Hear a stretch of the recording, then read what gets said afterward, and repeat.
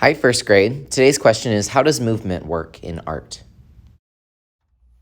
Alrighty, guys. So today we're going to finally add some color to our spider webs.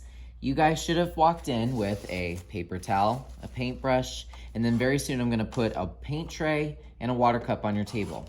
If you weren't here for this project, what we did was we took a piece of paper, we took an old pastel or Sharpie, we drew a cross, an X, and then a spiral all the way around. Now I want to talk about the spiral. The spiral is really cool because your eye follows it. It makes a really interesting image because your eyes are always following the lines.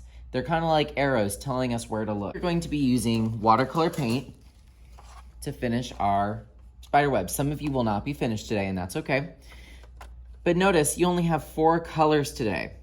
That is because sometimes I want you guys to mix colors and create your own. So we have red, yellow, green, and blue. 3 of them are primary colors, red, yellow, and blue. The green is a secondary color. That's created by mixing yellow and blue. So if you want to have purple or orange, you're going to have to mix it today, and I'm going to show you how. Whenever you guys are painting, remember we dip, let it drip, so you guys remember, and paint. You want to be very careful not to mix these colors. No one likes that person that mixes the colors. I'm going to softly, softly, softly go around. Should I press hard? No, do not do that. And paint.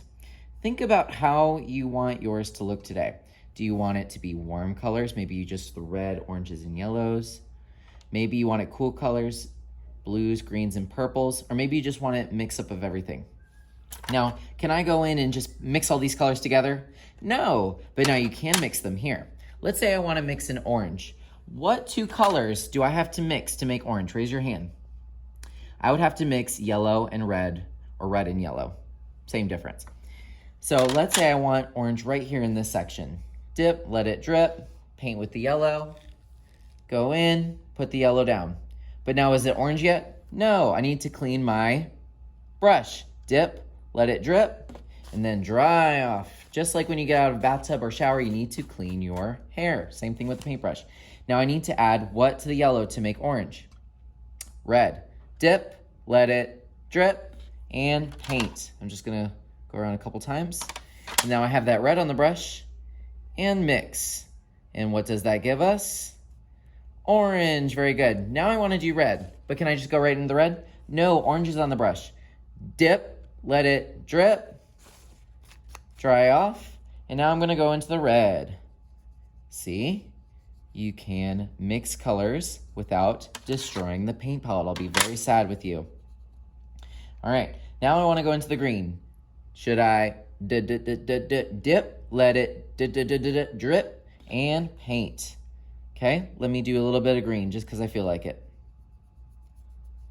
But like I said, you can do any color scheme that you want. If there's a certain color, you could do the whole thing one color if you wanted to. All right, and what if I want to do a purple somewhere? I would have to dip, let it drip, get that blue or red, paint it. Ooh, that's a really pretty blue. There we go. And then clean my brush, dip, let it drip, dry off, red. Ooh, look at that beautiful purple. Gorgeous. All right, but let's say you were a little bit quick like me and you accidentally got some of the wrong color. I got some of that weird blue in there. Just give it some little kisses with the paper towel and you're good to go. No worries, it'll be fixed. All right, now that I've shown you how to paint, I'm gonna go ahead and paint mine. Be very careful not to mix colors. I'm gonna do a warm sort of color scheme. I'll be right back.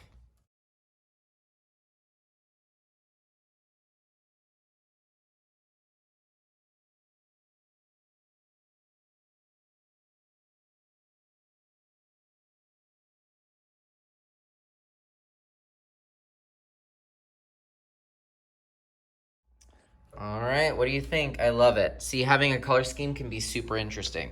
Now, if you want to do something different, fine, but I chose warm colors for mine. If you and your partner are all done, you have to put your water paintbrush in the water cup. This needs to go on somewhere where it can dry. What's that thing called?